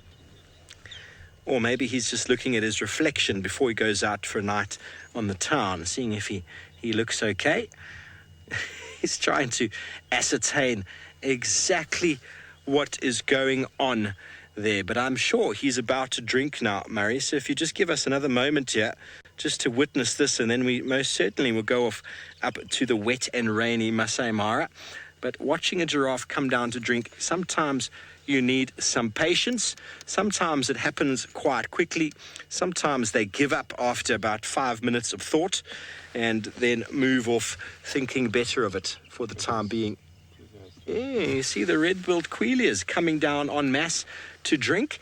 They are breeding this time of year. Also monogamous pairs for a time period. You can see the black and the red beak, the black around the face. That's the breeding plumage. And they are the highest accumulating birds or highest number of flocking birds in the world. The red-billed quailias. Sorry if I said something else before. The heat might be getting to me. Okay, are you going to put your head down, boy? He's thinking about it. He's thinking about it. He's licking his lips. Very nice. He's been obviously feeding for some time. He's got a belly full of food, and now he needs some necessary moisture to aid in the process of rumination. And, well, giraffe, like most ruminants, generate an enormous amount of saliva, which is used for surrounding the food. And when they chop it up, when they chew it or rechew it to swallow it again, it gets covered in more saliva. And the saliva in ruminants is loaded with microorganisms designed in the breakdown of the vegetation that goes in. And so they need moisture to help to generate more of the saliva, and also obviously for all of the important bodily processes. He's looking over again at Scuba, hoping he's going to come over to join him for a quiet drink in the corner. Here we go. Now, folks, it requires a lot of effort for a giraffe to put its head down. There's a very strong ligament along the back of the neck that's attached to sort of the shoulder area along the back, which pulls his head up. You saw how he just released and his head went straight back up to that sort of 60 odd degree angle. That requires no effort for him to hold his head there. But to pull it down, to drink or to feed, he needs to engage all the muscles in the front of his neck to pull that ligament forward so that he can go down and drink. And obviously he's also very tall, so he needs to spread the legs very, very wide. And they can only do it for a certain period of time before they get too much blood to the brain. And then they sort of just release those muscles, and that ligament shoots the neck all the way back up. So when it comes to Valentine's or to mating in giraffe, there's no real sort of, romance. A male giraffe will just come and go. There's no parental care. He'll find a female in estrus and he'll just follow her and he'll just keep pushing her into bushes as she feeds, trying to mount her from the back until eventually she succumbs. So it's not the most romantic sort of thing. It's kind of like, I'm not going to really describe it as anything, but he just basically forces. He just keeps going and keeps going and keeps going, keeps trying to mount until eventually she is either backed into too much of a bush or she finally accepts his mating. Well, exactly what I thought might happen. The giraffes either drink or they think better of it and move off. Well, there is Scuba Steve and Snorkel Sarah, very interested this afternoon. Hopefully they will manage to reproduce and maybe, there we go, maybe we'll see a young little hippo in the water here at some stage. But let's go over to Ali. She's not too far away, still, I think, searching for any signs of the little princess.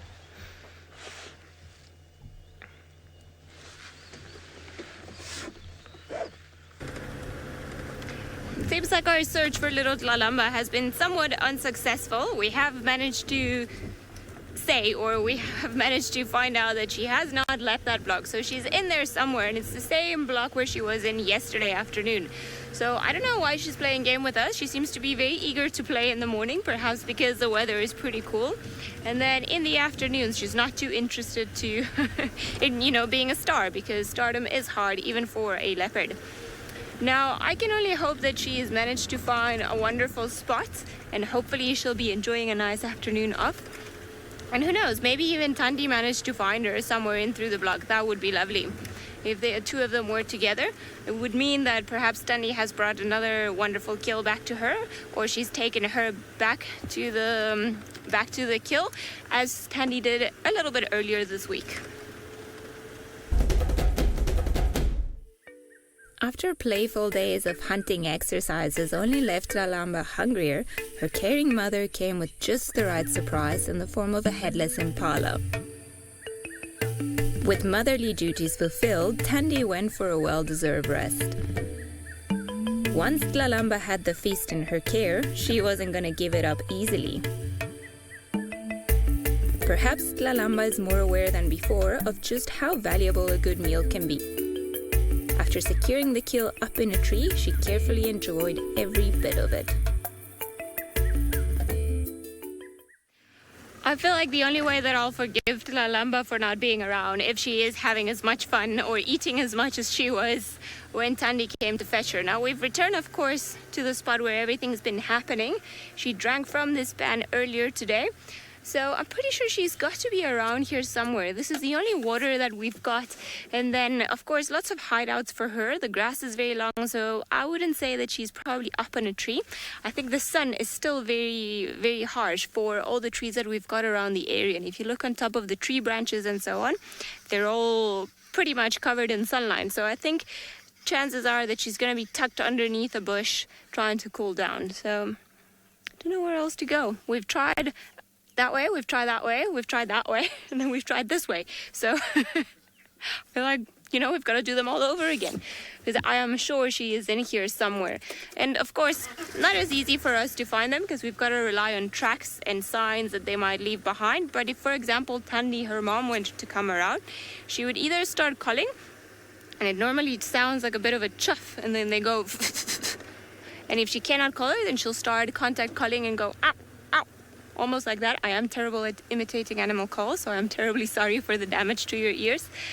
And if she doesn't find her, even when she's making those noises, because sometimes TLALAMBA seems to wander off a little too far away for Thandi's liking, then she'll start calling a little bit louder, just to get her, just to find out where she is. And if she doesn't find her, then she's going to get louder and louder and louder, or even start sniffing and start looking for her wherever she might have been. So TLALAMBA was going to have to come running, and perhaps it's what happened in that reunion when Thandi made the kill and then put it up on the tree and just went to call TLALAMBA and like, ooh, food is here, come on, let's go. I'm pretty sure that TLALAMBA was very happy to hear that her mom had gotten her food, because, I mean, of course you're going to be happy if you haven't eaten for a few days and they bring you a nice meal.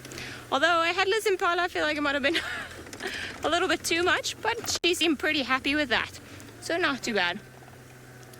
We're gonna give it one last bash. See if we can find her here. Come on, BK, we can do this. But while we do that and we face the trees, we'll send you guys across to Trushala.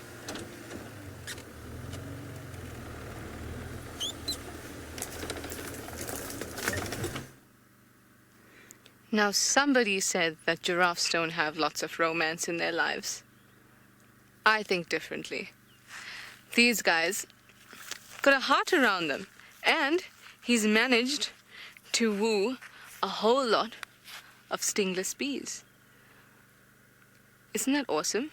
Davi, if you come around here, you can see them all settling on this piece of grass. Can you see that? Yeah, I'll come have a look now. That's amazing. That just caught our eye while we were being imaginative out here. Pretty cool. So the sun is setting just slightly. The light has gone low, and it's time to talk about the last phase of love. It is companionship. That is the type of love that you feel with your family, your parents, your children, and of course, your partner. See how I got all serious and soft? But it's still exciting, I promise. So, now we're actually going to speak a little bit about monogamy and bonds formed between animals. So I just want to get in here and show you a little bit. Whoop. Firstly, when it comes to monogamy, we get this impression that monogamy means that a pair will mate for life. It doesn't exactly mean that. What it actually means is that an animal will have, or an individual will have, one partner per season or one partner at a time. But if you think about it, it's easier and it's less work to stick with one partner that you know you breed well with, you know you live well with, than to invest now more energy in finding new partners every single breeding season. So that is the true definition of monogamy. And then having a life partner kind of comes out of that. So just so you have a better understanding. So we're going to look a bit at bat-eared foxes. And they are monogamous. And we're going to have a look at how exactly, well, they hang out. And you can see the distinct differences between that and the way that the leopard and the lion were. Let's watch. So there we have the couple. And you can see that they are grooming each other and they're lying very close to each other. And that's something quite typical because that's how they reaffirm their social bonds between each other. And look at that. We have the little pups asleep there. Very sweet. You'll often see them in this kind of setting, especially if they have little ones. They will be together and they will groom together. They will forage together. They will be in the same burrow together, and they were always in close contact. And look at that, while the babas are just sleeping nearby. It's sort of an increased feeling of safety, having stable relationships, having stable parents in order to take care of the little ones. And that is pretty much the same for birds as well. Now, bat-eared foxes are renowned for their playfulness. They will play constantly, even into adulthood. They will play a lot. But we're speaking, well, okay, let's just finish up with the playing. The play, and for most mammals and most animals, is really, really important for the development socially, for the muscles, that's physically and emotionally. It builds bonds and relationships, and that's why they're constantly near each other, because they're reaffirming each other constantly. Rosalind would like to know if animals understand love. Well, Rosalind, this is the whole point of today.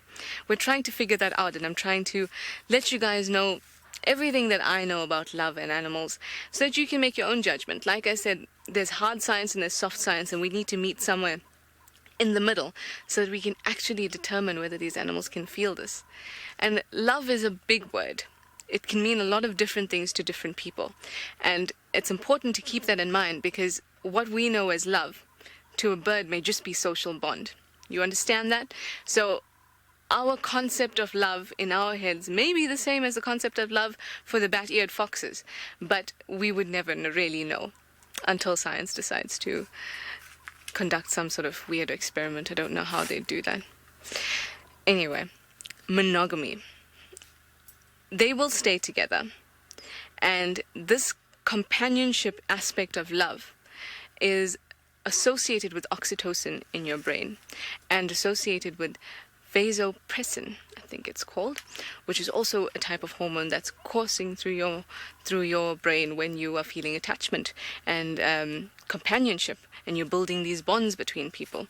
And it's actually located in the reward centers of your brain. So you feel good and you feel like you're doing the right thing by creating this social bond, these long-term relationships.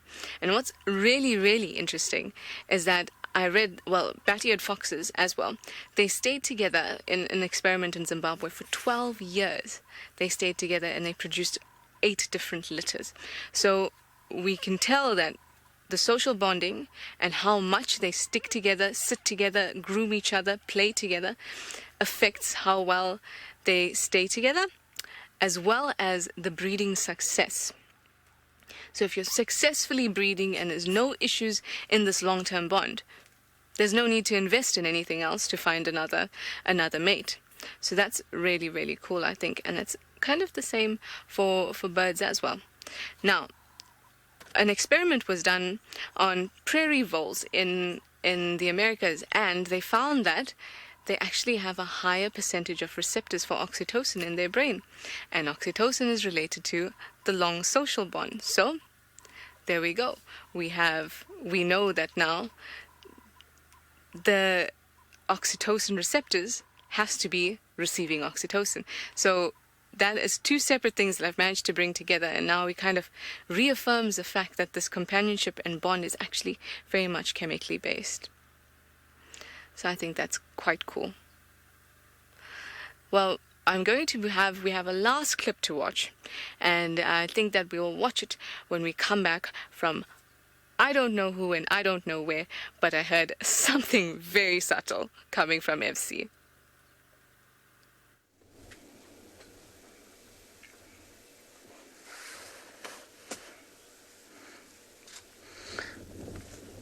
Here, the king is asleep. The weather has become a bit too much for him, and he has decided to take it easy. The rain has subsided, so it is much, much better. He is far a distance from his brother. He's all curled up like a big pussycat, trying to keep himself as warm as possible.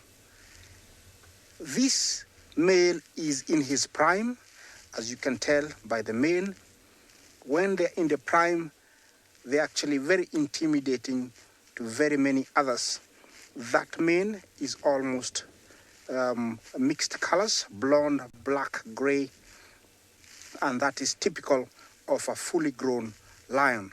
A lion's life is one unique circle where in their prime they have the best life, where they could have multiple prides where they move around to dominate, mate with the females, and make sure that their domain is safe. And every now and then they'll cycle around different prides. And it is the case with these 2 beautiful male lions. Nancy, you asked me if lions need rain to get clean. Well, lions don't need rain to get clean. They don't need to get clean at all. Every now and then when it rains, I'm sure they do get clean, but they don't need to get clean at all. They can live without rain. All they need is to clean their faces after eating, and that's the cleaning they do mostly. And in this case over here, this guy has got it much easier because there is enough water, so all he needs to do is actually lick away the water. Yes, I was talking about, the life of lions, and once they pass, the prime life, then their life becomes very, very difficult because competitors will come in, and if they cannot stand their ground, There's a bit of yoga over there. Lions are very, very flexible. They can lick almost every part of their body. The only part I've never seen them licking is their back, but everywhere else in front and under, they can lick. They're very, very flexible, just like other cats. That's the hind paw. Good camera work. Yeah, this is the one with perfect, 4 limbs. The other one has got limping limbs. Yes. Well, this guy is not getting too much done. He's just making sure that he looks better for tomorrow. We have other things in the Mara that we'd like to show you. Last week I had experienced a nice pair of crown cranes ready for courtship.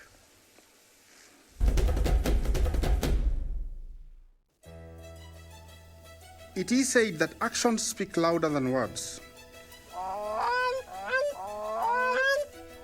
For these grey crown cranes, words were all they needed to proclaim their love for each other.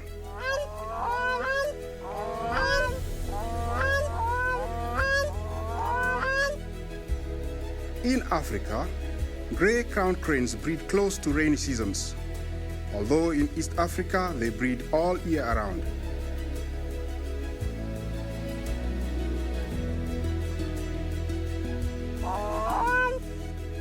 We'd like to wish a happy Valentine's to this lovely couple.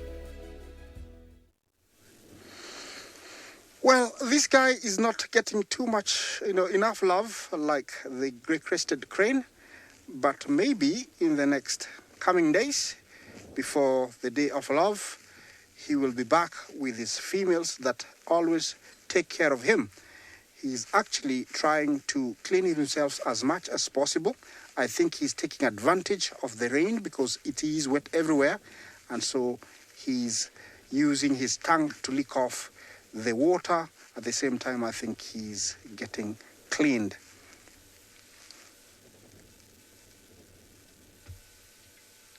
Yeah, I think he had too much hairs in his mouth. That's why he shook his head. Yeah, maybe clean the mane now.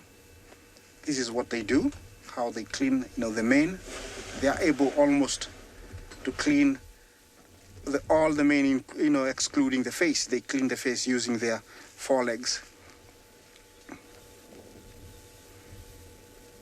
He's quite very chilled, and tonight he might end up, looking for something to eat because he hasn't eaten for quite a while. And I'm sure he's very happy that the rain has eased so he can spot whatever he's gonna go for. The only unfortunate thing about, males that dominate, more than Rob, yeah, you say that maybe he'll have some females on Valentine's Day. Who knows? I think he might have that on his calendar. He might go looking for the females on the 14th. Well, the very unfortunate thing about, these males is that every now and then they have to kill for themselves because they dominate quite a big area. And when they go, they normally go for big animals like buffalo, eland. But his brother is injured, so I don't know what they're gonna go for. In the next few days, they might be forced to go back to the females. He's very happy cleaning himself, very relaxed. Yeah.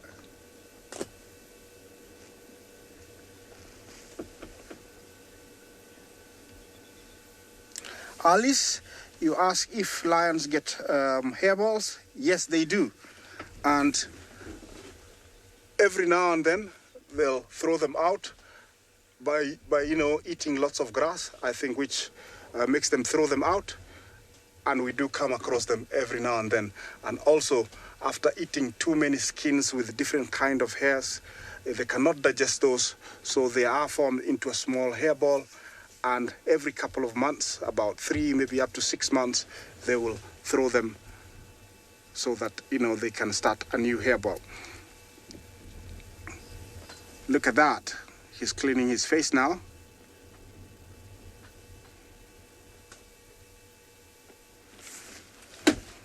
Yeah, he's trying to look good. And while he does that, let me link you down to Duma with a different animal down in Duma.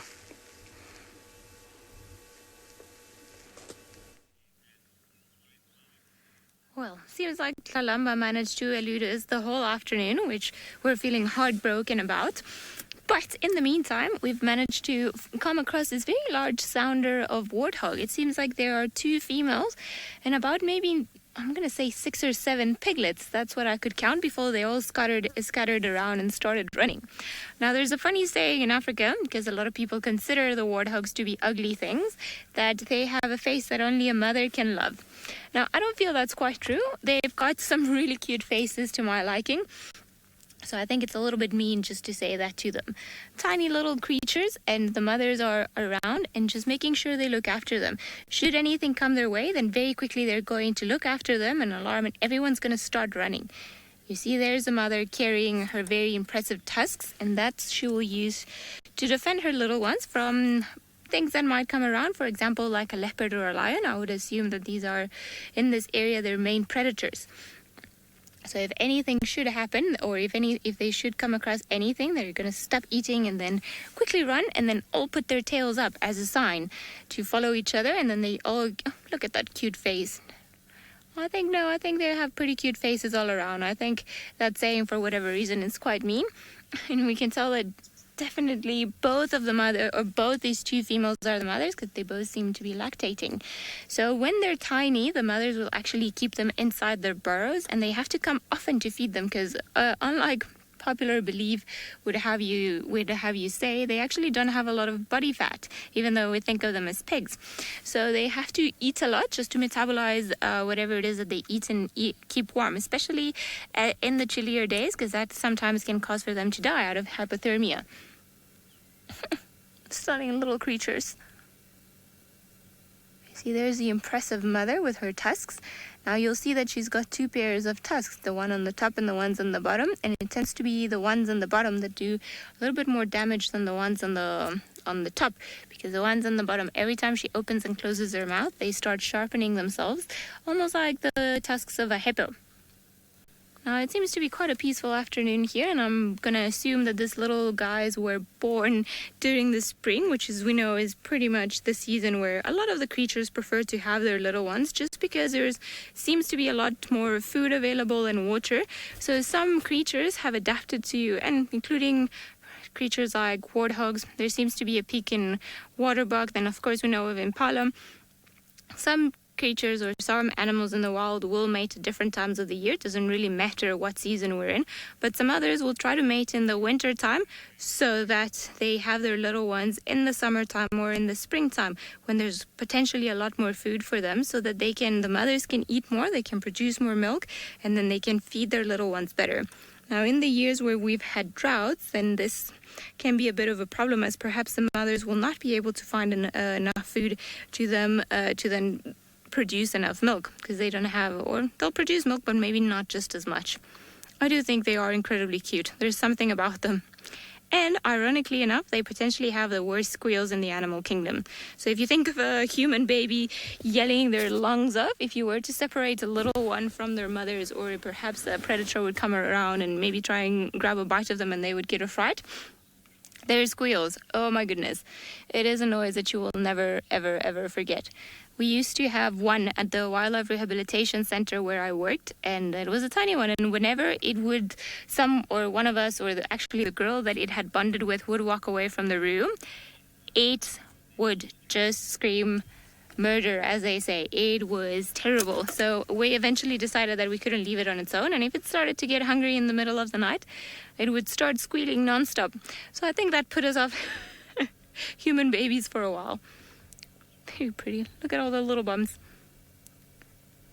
Now you see, interesting enough, you see that they're feeding already at such a small age. They go down on their wrists and then they start feeding there. So those calluses that they have to be able to support this mechanic of their feeding actually gets formed during their fetal stage. So it's just hardened skin, let's call it that way, that will allow them to spend long periods of time kneeling down on the wrist, so that they don't damage their their legs or their toes or their hooves on the front because of this way that they eat. They will use their little nose to dig up things, use it almost as a shovel, and then if not eating or little things like grass, like we were looking there.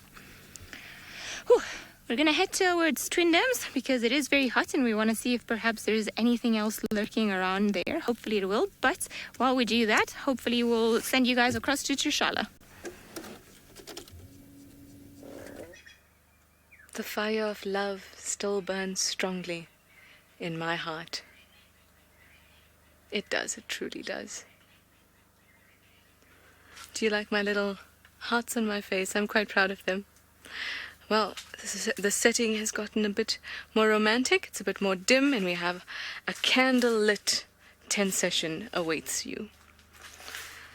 Now, let me just pop this down here and get in a little closer, and I want to quickly show you our last little clip of the day, and that is of our delightful Wahlberg's Eagle couple. Couple version number 1, then when she returned, and she now had a younger toy boy, as James likes to call him. Let's just see how this goes.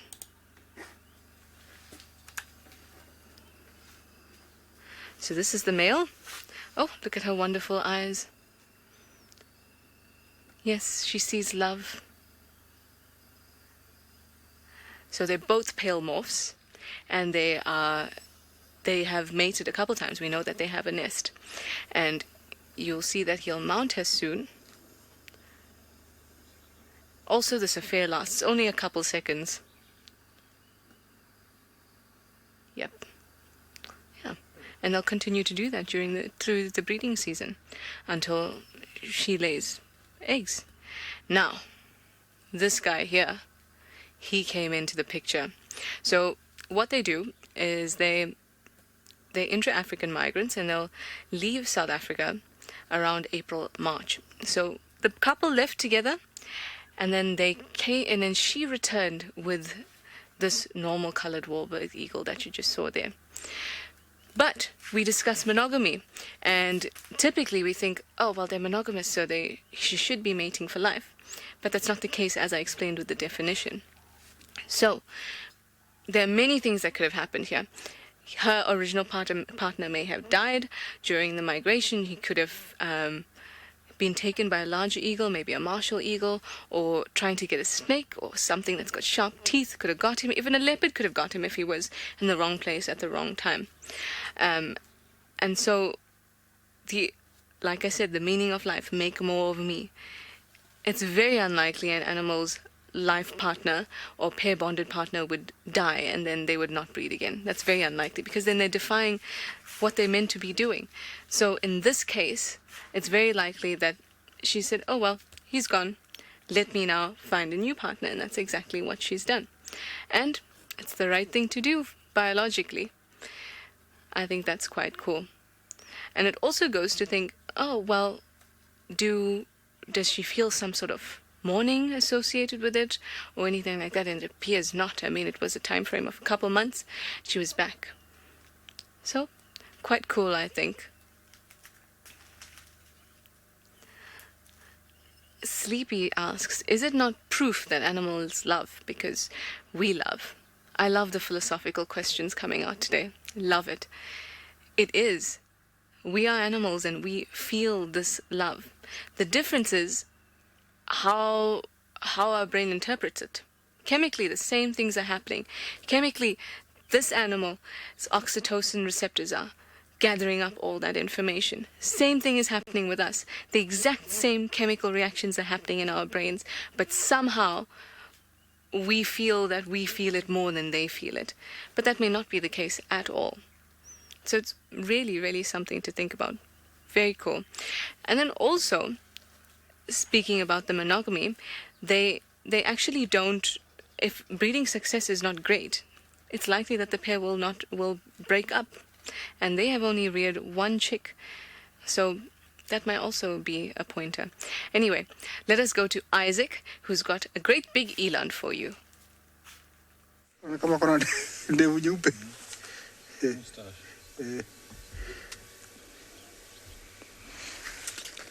Here we have the beautiful and the largest eland. And this is a breeding herd that we just came across. We couldn't see them from where we are. I just started driving and they appeared.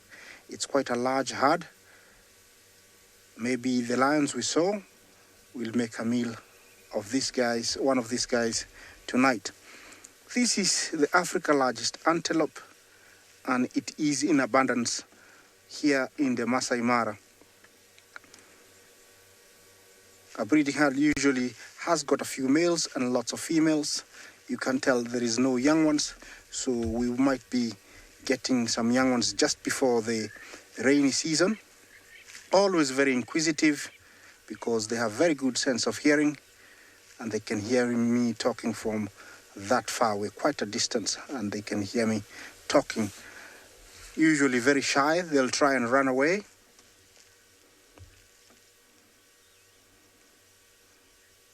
CMAC, you ask me, are most of the animals monogamous? Over here, I would say we have both. We have monogamous and polygamous.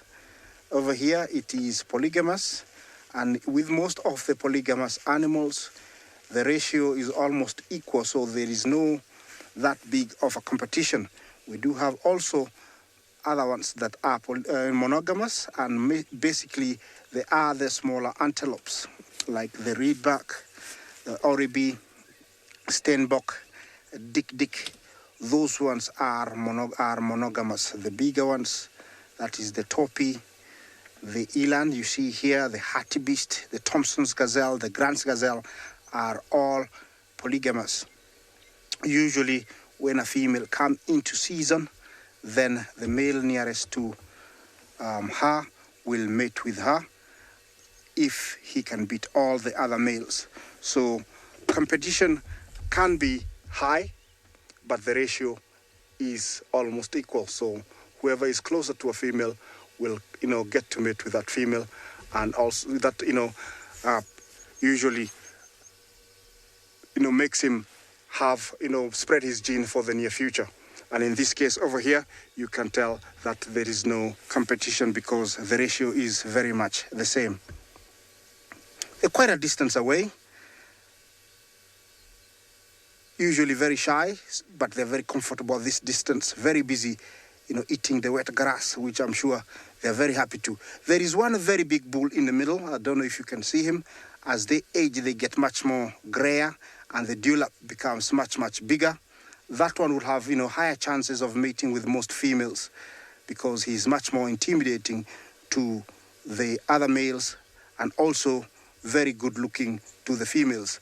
Most of the females will actually want, to mate with the biggest and the most, biggest bull, because they think, he's going to produce the best gene. While we stick around here with these beautiful elands, let's take you down to Trishala, down in Greater Kruger.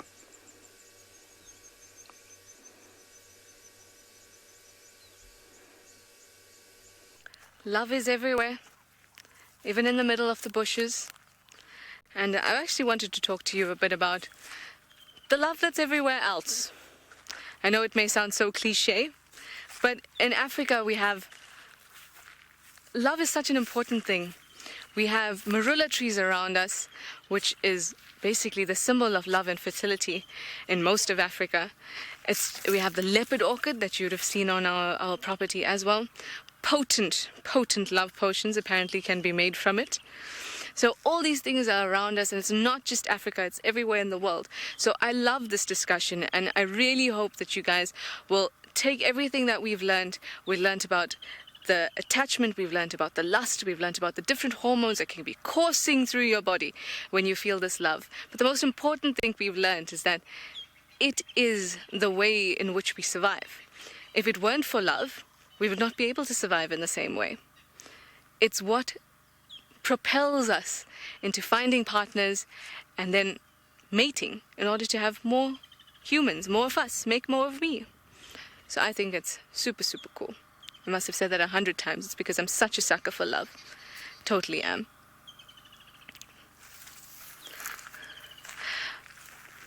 Yes? MC has just asked me to please apologize for the last shot that was not a Wahlberg's eagle, but I was lucky enough to show you those clips, and I'm lucky enough to see them quite often, and I do see Mrs. Wahlberg with current Master Wahlberg, we'll call them. We don't know if they're married yet, but they're definitely hanging out together all the time. And it also makes me wonder if, you know, we look for differences in each other, and we look for those type of things in order to reproduce. Like I said to Davi, we are all a piece of art, and I hope that the message of love has really, really stuck with you, and that we all know it's all about chemistry. But it's bye from me, and let's go to Isaac to say bye from him. Ali, Steve, and Trish.